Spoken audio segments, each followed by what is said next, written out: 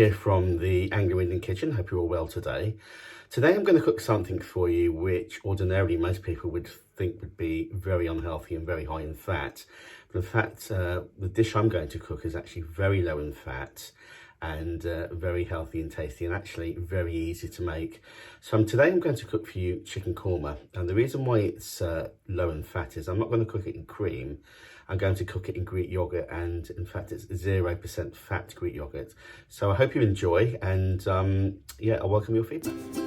Chicken korma.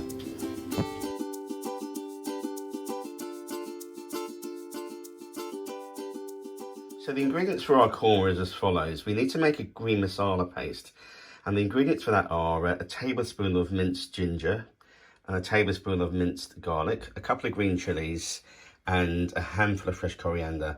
And what we do is we blend that in a blender to give us a really lovely green masala paste.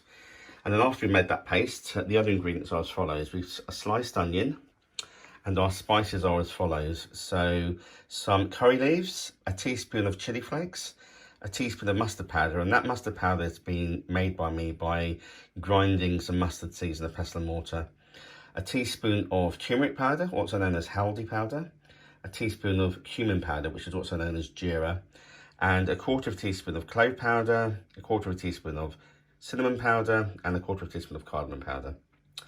We've also got about 300 mils of 0% Greek yogurt. The amount that you use depends on the amount of chicken you're cooking. I've got some chicken thighs which I've taken the skin off to keep this healthy. 2 to 3 potatoes. Again, I love potatoes in my curry, so I always try to add them. And what I do is quarter them, so that adds a nice touch to it. And finally, about a tablespoon of coconut cream. And finally, you need half a tin of chopped tomatoes. So what we want to do is heat up a pan with some oil, either olive oil or vegetable oil. If you want to be really healthy, use a cooking spray, something like Frylight. Let that heat up to the required temperature. So once our oil has heated, we add our sliced onions. Or sliced onion, I should say, just one onion.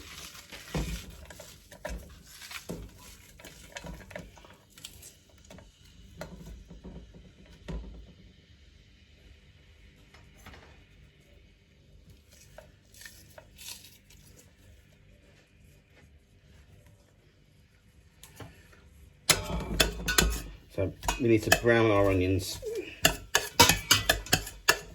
So then we add in our spices. So our curry leaves, our jeera, our turmeric, our chili, mustard powder, clove, cinnamon and cardamom powder.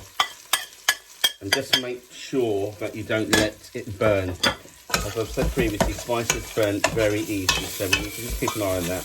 And if need be, add a little water. So we let those cook for a few minutes. If only you could smell the aromas from my kitchen right now. They smell divine. I've got some water here, so let's just add a little bit of water just to prevent this from burning. So our spices have been cooking now for a few minutes. They're nicely cooked. And then we add our lovely green masala paste, which was made up of coriander, garlic, ginger and green chilies. Give that a good stir.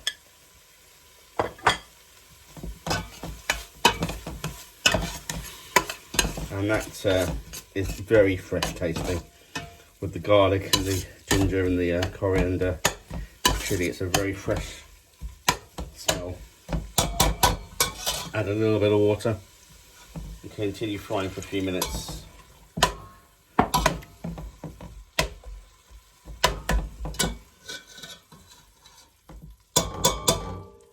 So the green masala had been cooking for a few minutes. I've just added in the half a tin of chopped tomatoes, and that's now been cooking for a few more minutes. And then finally what we do, we add in our chicken, which has been in the refrigerator for about 30 minutes. And you want to get as much as that yogurt in as well. And its flavours are amazing. And add in our potatoes as well.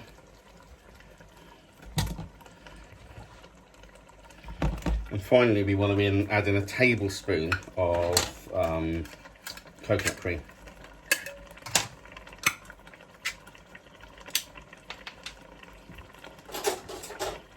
This is probably the only bit which is a bit fatty, but it adds so much flavour. To give that a really good stir. What we want is for the chicken and the potatoes to be covered with our gravy. So if you need to add a little bit of water,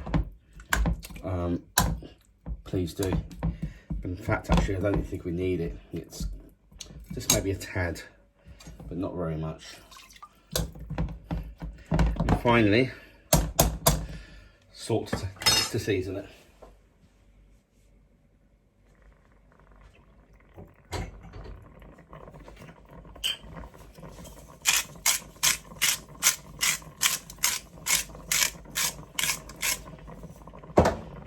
Give that another stir. As you can see, the colours stunning and the flavours are really beautiful. So what I'll do is I'll cover that for 30 minutes, and that should allow time for the potatoes and the chicken to cook. So we'll come back in about 30 minutes. So the chicken korma has been cooking for about 30 minutes. And the potatoes and chicken have cooked right through, which is perfect. Let's give that a bit of a stir, and you can see how lovely that looks. And it's all ready to serve with some rice, or pratas, pratas, or chapatis, or rotis. So there you have it, chicken korma made with zero fat Greek yogurt.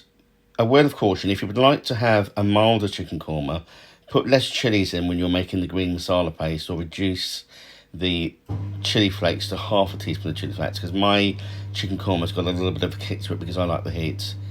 Enjoy!